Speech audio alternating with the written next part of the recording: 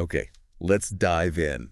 You know that feeling, right? Yeah. Someone doesn't text back instantly, and boom, your mind just spirals. Oh, definitely. Or maybe a random comment online just completely throws off your whole day. Exactly. And we read all the self-help stuff, we save those motivational quotes.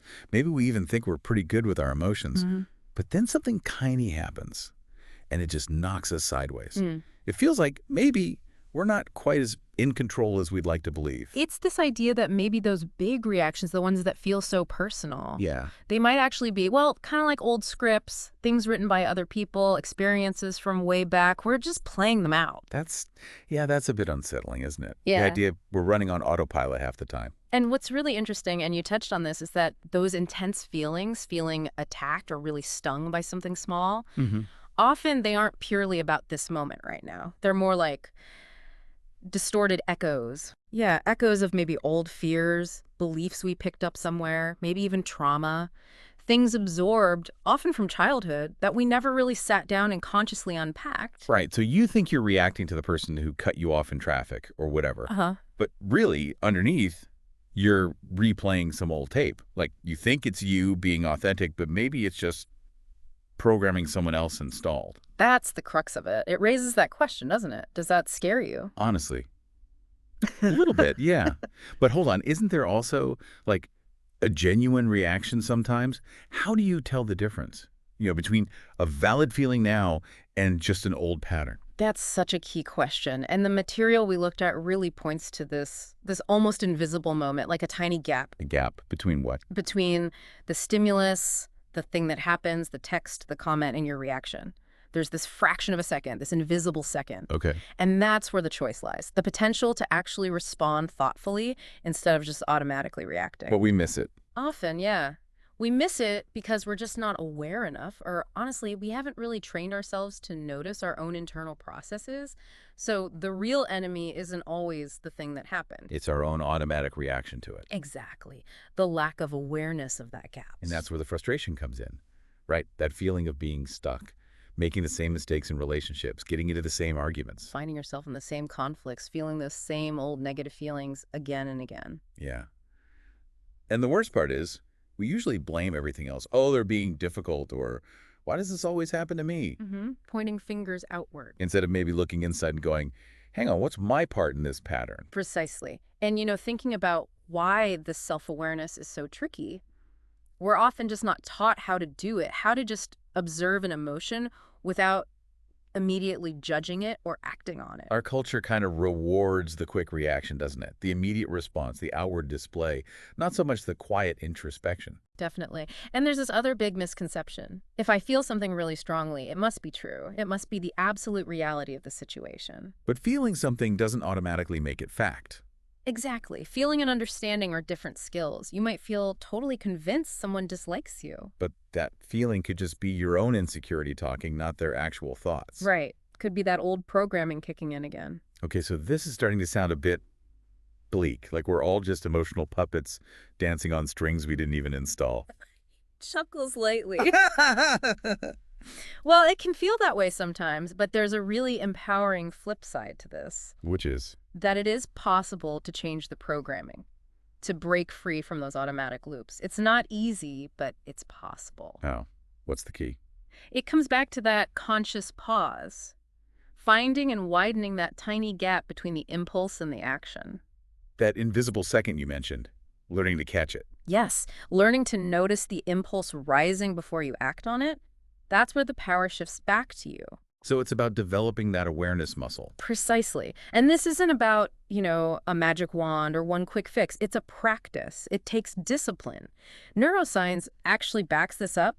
We can physically create new neural pathways. We can retrain our brains. Retrain the brain. I like the sound of that. But it starts, really, with asking yourself, how long are you willing to keep reacting without really understanding why? Because every one of those automatic reactions, it's like an unconscious choice. A choice with consequence. Huge consequences, rippling out across your relationships, your work, your well-being. Okay, so for anyone listening, Mm-hmm.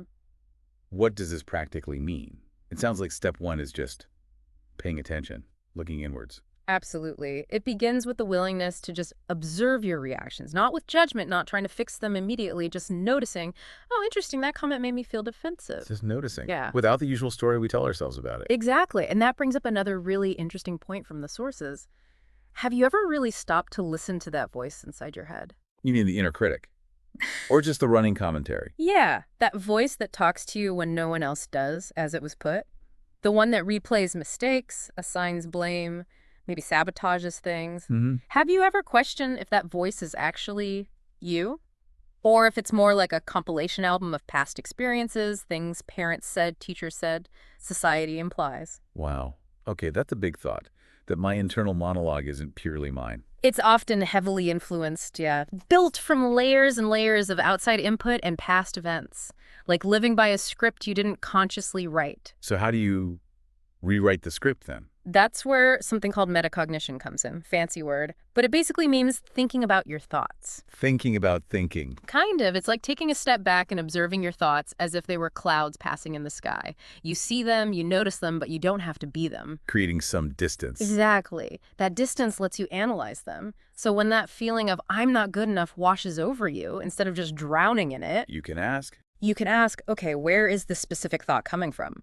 Is it actually true right now? What evidence do I have? Or if anger flares up, what's this anger trying to protect me from? So it's less about getting rid of emotions and more about understanding them, understanding their job. Precisely. Yeah. Moving from being blindly controlled by them to understanding their message, their function, so they lose that automatic grip. And this ties into identity too, doesn't it? Right. I mean, if these patterns are so ingrained, Deeply, the sources pose some really profound questions around this. Like, who are you without your anxiety, if that anxiety has always been there? who are you without your victim role? If feeling wronged is a core part of how you see the world. Yeah. For some people, letting go of that pain, that pattern, can feel like letting go of, well, themselves. It's scary because the pain has become familiar. That makes total sense.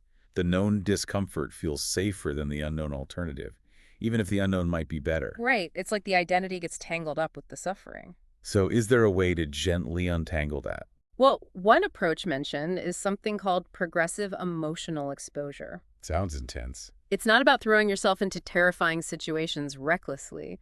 It's more about intentionally and gradually stepping into situations you usually avoid because they make you uncomfortable. Okay, like what? Give me an example. Maybe someone fears public speaking. So they start small, maybe speaking up more in meetings, then maybe volunteering for a small presentation. Or someone who avoids conflict learns to state their opinion clearly, even if their voice shakes a bit. So it's like building tolerance, showing your nervous system, hey, this is uncomfortable, but I'm actually okay. Exactly that. You're retraining your system. You're proving to yourself bit by bit that discomfort doesn't equal danger. You're rewriting that code, showing the brain, we can handle this. Each time you do it, you weaken the hold of that automatic fear response and build resilience. You build evidence that you can cope. But it's not just about our internal world, right? What about the outside?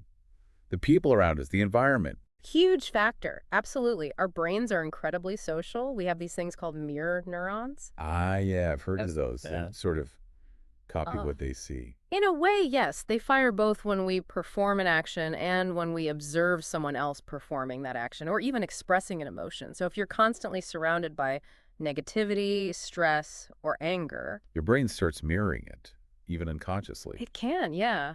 It It- subtly pulls your own emotional state in that direction.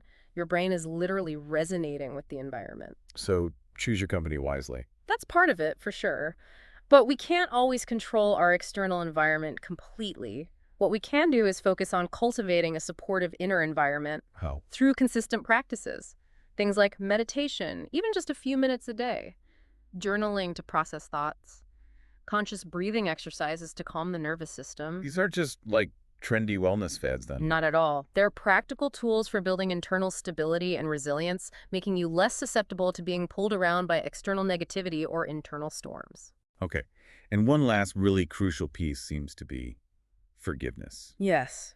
Self-forgiveness. Not just for things you did, but for how you felt or reacted in the past, especially when you maybe didn't have the awareness you're gaining now.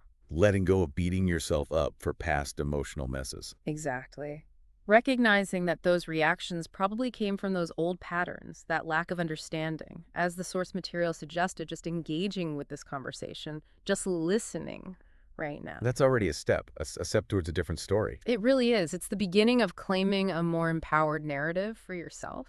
So it really boils down to a choice then. Are you going to stay sort of a puppet of your emotions, just reacting automatically based on old stuff? Or are you willing to do the work, the sometimes uncomfortable work of self-awareness, of finding that conscious pause? And becoming maybe not a perfect master, but at least more of the director of your own emotional landscape. Yeah. It's definitely a journey. Not always easy, but potentially incredibly liberating. And maybe the final thought to leave everyone with is just imagine.